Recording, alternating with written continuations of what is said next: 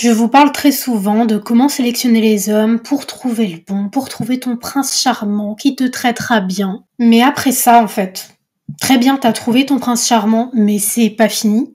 C'est une relation entre deux individus. Il y a des actions à faire et des choses à ne pas faire pour pouvoir entretenir cette relation et pas juste tout auto-saboter par tes mauvais comportements. La phase de sélection avant est super importante.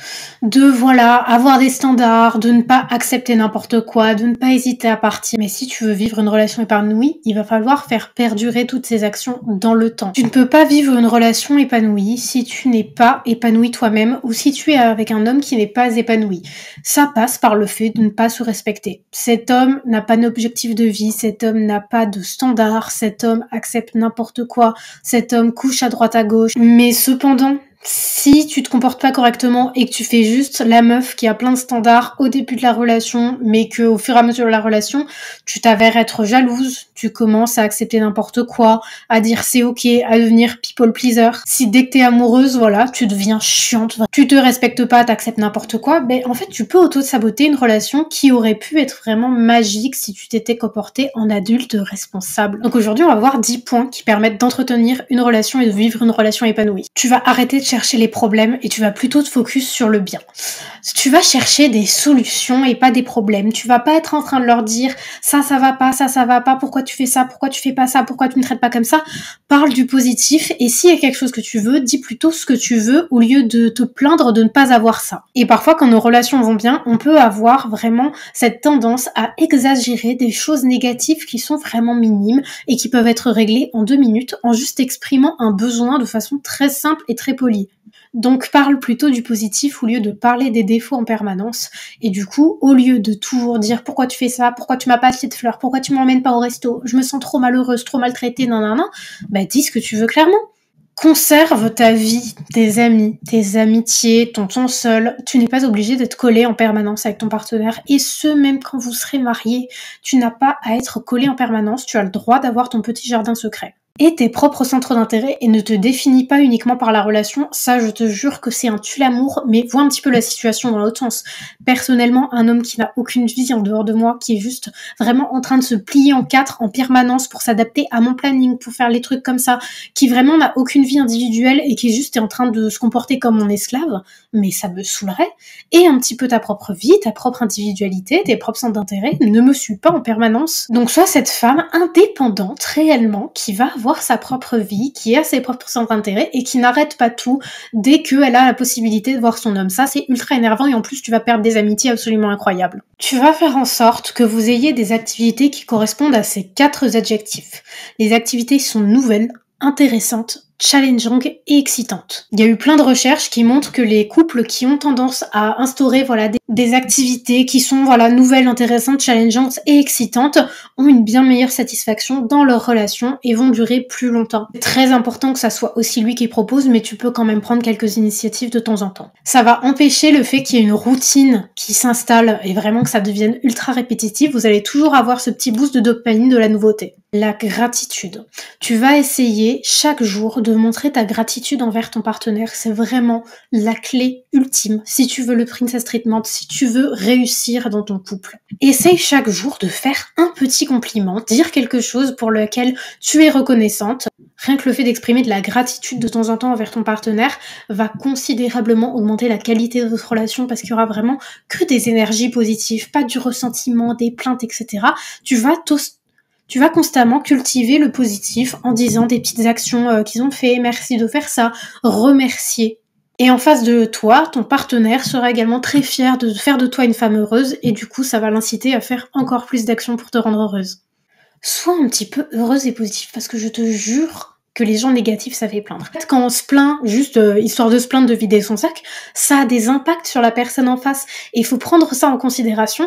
Et le fait de toujours se plaindre, même sur des aspects de la relation, et de jamais montrer le positif, en fait, t'es juste en train de planter des graines de négativité en permanence. Et si tu commences à être vraiment en gratitude pour tout ce qu'il fait pour toi, même des toutes petites actions, rien qui va te remplir un verre d'eau, mais tu lui montres vraiment que t'es reconnaissante, en fait, c'est comme l'inverse. Comme si toi, tu fais quelque chose et que, en face, tu as des merci. Tu ne reçois aucune gratitude, t'as l'impression que la personne s'en fout, donc t'as pas envie de continuer. Donc en montrant ta reconnaissance et ta joie, tu l'encourages à faire encore plus d'actions positives et également, il va se sentir validé par ta gratitude. Parce qu'un homme bien, sa mission, c'est de te rendre heureuse. Donc s'il voit que t'es heureuse, la relation va bien se passer. Si t'es la meuf chiante qui est jamais satisfaite et qui dit jamais merci, ça va très mal se passer. Tu vas éviter de parler du passé, de tes traumas et de tes ex. Vraiment, enfin ça, je comprends pas le concept.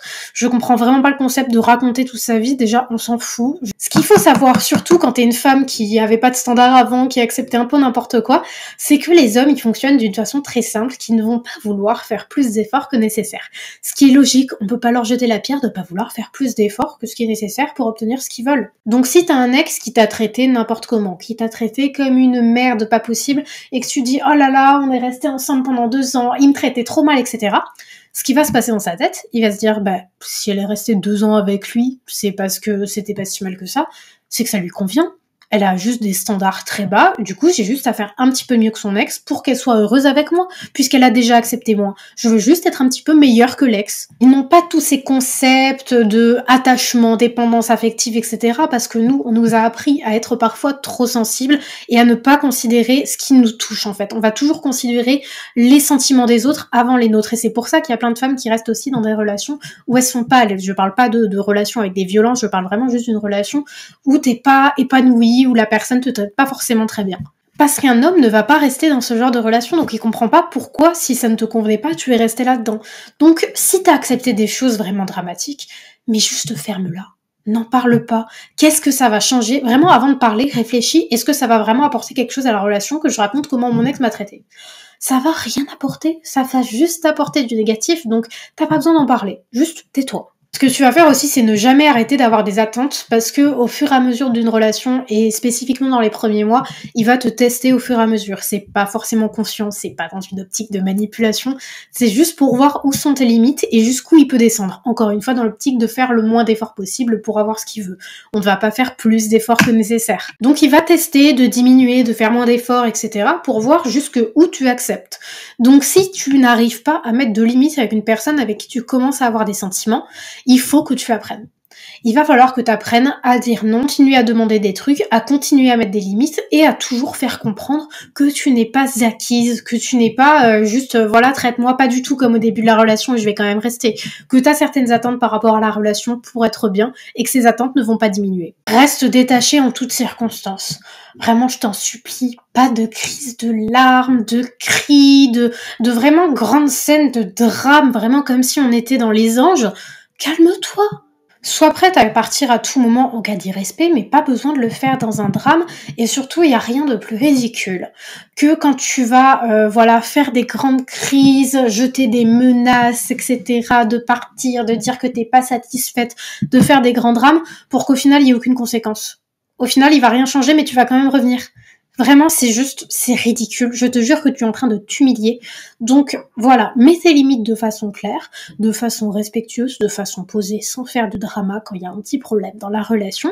Mais sois prête à partir à tout moment si tu vois que ces situations sont quand même répétitives et qu'il y a besoin d'en arriver au point de faire des crises de colère. Juste, il faut que dans ta tête, tu sois prête à partir à tout moment et prête à mettre fin à cette relation, pas que tu restes à travers tout. Pourquoi je dis ça? Parce que ça se ressent.